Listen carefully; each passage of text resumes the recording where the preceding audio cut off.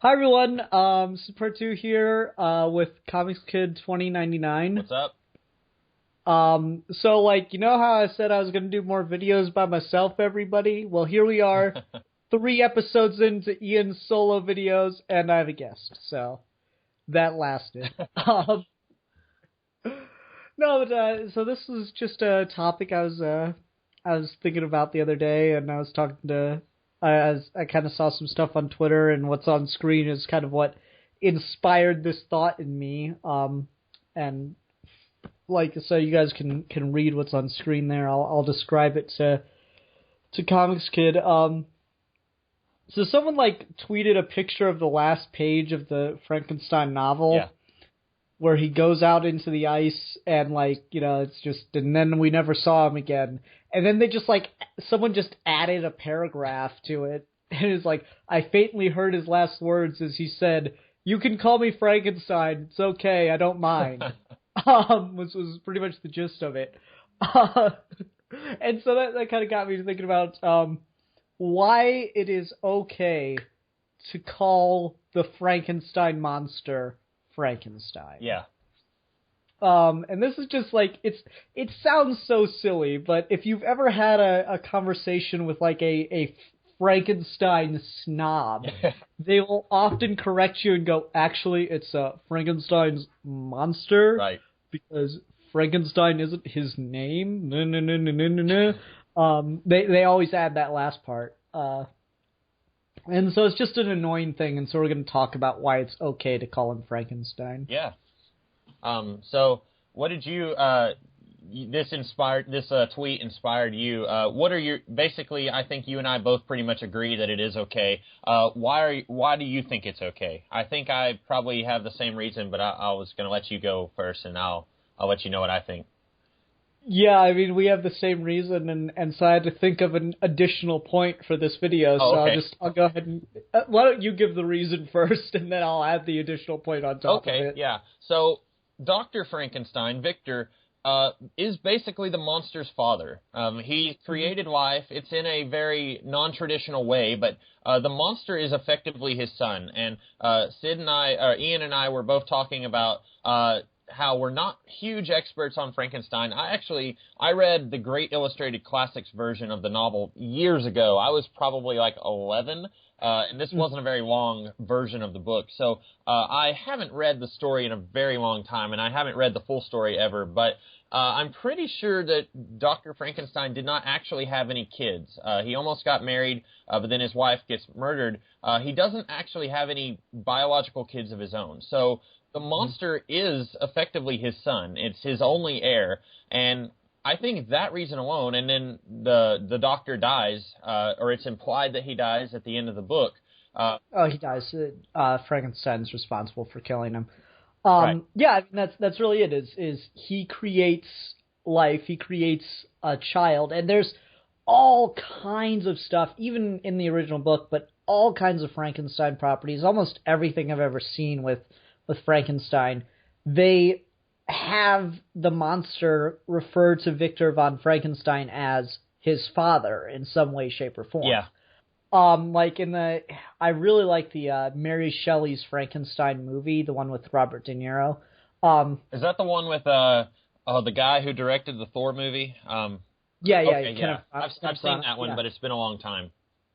Yeah, well, in that movie, like, he kills Kenneth Branagh, and then he feels, like, really, really awful, and he properly, like, lays him to rest and everything.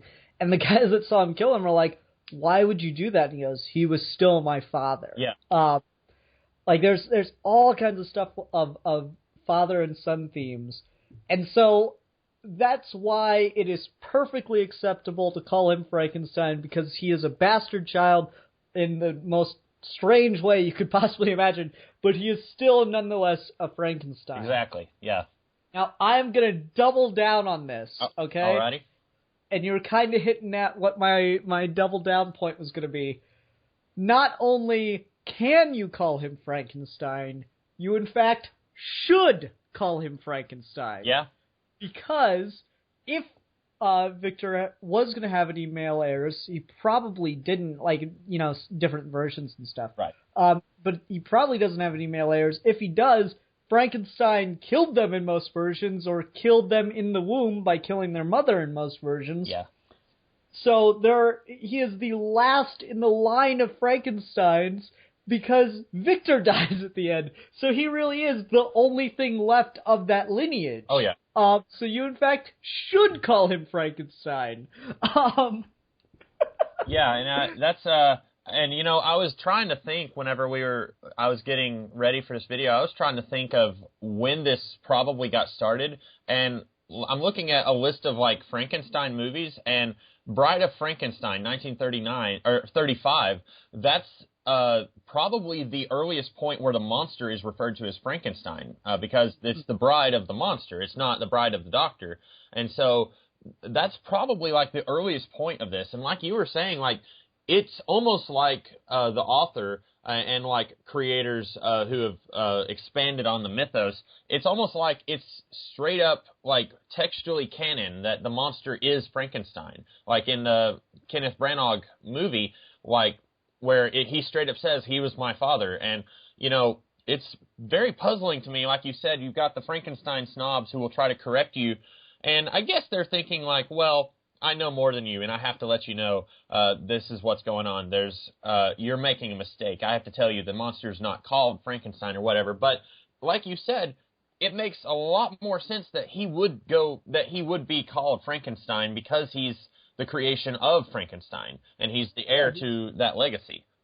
Yeah, and like it's really almost more fascinating in that way that Frankenstein not only damns himself, not only damns this poor being that he brings into the world and then immediately abandons, not only, ruins his life and the life of those who love him, but he destroys his family by creating this thing. That's all that is left of the Frankenstein name by the time the monster, and like, even if you, have a Frankenstein child, Victor von Frankenstein child that survives the ordeal with the monster. Frankenstein in most versions is actually immortal from that point on. Yes. From the point of creation on, he is immortal. So he is the most important Frankenstein at that point. Even if he's not the first, he is often at that point eventually the only thing that's going to be left of the Frankenstein name. Yeah. Because, families die out over time. Eventually you just have a girl and then the name gets changed kind of thing. Yeah. So it's just... Oh, go ahead. It's just like this whole thing, this huge thematic thing, and the best argument I've ever heard for it's actually the Frankenstein monster is such a little particular thing because no one in the original book refers to him directly by the name Frankenstein. Right. It's so nitpicky.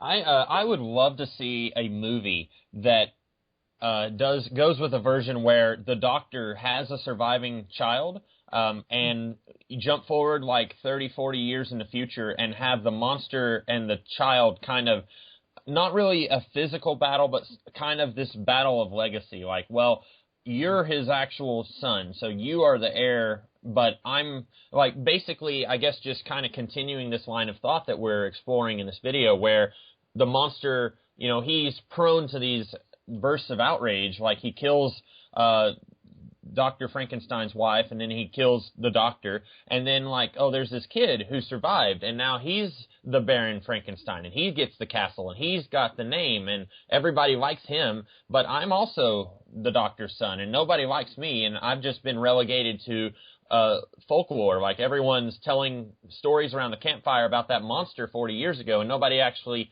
even believes that I exist. Like, I'd love to see some kind of story that explores the legacy of Frankenstein, where the monster is always there, and you wouldn't even have to do it be just the doctor's son. You could be like his grandson or whatever. Young Frankenstein, that movie is a farce, but that goes with... I love that movie. I do too. It's definitely my favorite Mel Brooks movie. And, that movie, even though it's a parody movie, it's a funny movie, it's going with the idea that the legacy of Frankenstein is something that you can't fight. And this great grandson or grandson he basically falls right in the footsteps of his ancestor. Like, I'd love to see something like that, where the monster kind of comes back and says, hey, I'm basically your long-lost relative. And then the descendant has to either accept that or try and fight it. Say, no, I don't want any part of this, or I am the only Frankenstein, something like that. You know what would be the perfect time for him to come back and do that? What? Family Christmas dinner. Yeah, exactly. Just come in with Just knock. Everyone's like getting ready for the big family reunion Christmas dinner thing, and then there's a knock on the door. He's got a duffel bag. He says, hey, I hope you have a guest room empty. I'm your...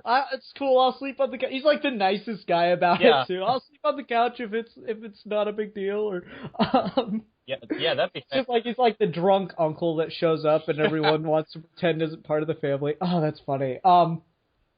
No, it's such a particular thing. Okay, while we're talking about Frankenstein, we're almost done. This video's gone on for almost too long, but it's a really bad movie, but did you watch I, Frankenstein? I did, and it is a terrible movie. It's I did a video on that several months ago. I said it was the worst movie that I saw in 2015.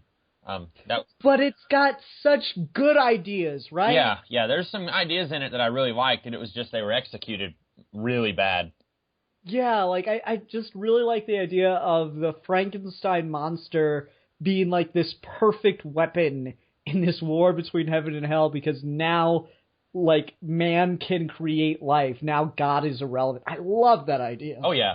That was such a fantastic idea, and they totally fucked it up, and they wasted Aaron Eckhart, but man, that was a cool idea for a movie. Yeah. And, if you wanted to even just tone it down and not even have it be like a supernatural war, like if the monster is immortal, you could have him be like in the middle of World War I or World War II, and like one of the Frankenstein descendants is helping serve the country with his ingenuity or something. Like, there's all kinds of cool story ideas you could go with where the monster is trying to reclaim his family name that he feels has been taken from him. I'm really kind of disappointed we haven't seen something like that happen. Yeah, certainly, and like I'm interested to see. Did you like Dracula Untold? I haven't seen that. Is that the one with the guy from The Hobbit? I don't know the guy's name or anything about him. Was it in the last few years? Yeah, it was just a couple of years, like 2 years ago now. It was like basically. I didn't see it. It was it's the guy who kills the dragon in one of the Hobbit movies. I haven't seen that movie. Was it any good? I enjoyed it. It's not like a great film or anything, but it's serviceable, fun kind of stuff. Like, it's good popcorn, if that makes sense. Yeah. Which is all I really need from a monster movie, to be honest. No, so I really like that, and that, like, the thing that interested me about that was they were going to use it to launch the Universal Monsterverse. And, like, so, you have stuff in that setting up to relaunch the Universal Monsterverse, and I was really intrigued by that, and, like, now it's kind of iffy because it didn't perform very well, so now it's looking like the Mummy reboot is going to be the one to do it. Yeah. I really hope that it takes off, because I'd like to see all these characters on screen again, like in the same universe and just dealing with each other. Because Universal, like, had that on Marvel by about, what? Like 70 years? 60, 70 years or something. And it'd be really cool to see that now. Like, now that you've got a bigger budget and you could put a little bit more effort into the screenplays, nothing against movies of the 1930s and 40s, but I feel like they didn't necessarily put as much effort into it. It's just like, we're just going to churn one out. They could really, if they put a lot of effort into it, it could be really amazing to see them do that. Like, have Frankenstein, the monster, interacting with the Wolfman or whatever. That'd be really cool to see if they did it right. Yeah, I could totally dig on some of that stuff. And so there are a lot of ideas here where we're talking about just Frankenstein, and there's still a lot of potential for the family name to be a big part of Frankenstein's character. So I really, really hope to see them do stuff like this, like what we're talking about. So we'll see. I don't know if the Monsterverse is going to take off, but fingers crossed and all that. Definitely. Okay, so this will end the rant. I think we're good. Yep, I think so. I think we've covered it. pretty extensively. Yeah, it spent way more time on this than is necessary. So, anyone listening, if anyone ever tells you, actually, it's the Frankenstein monster, not Frankenstein, you can shut their ass down and just sit them down and make them watch this 15-minute video. Yeah. Thanks for joining me, Comics Kid.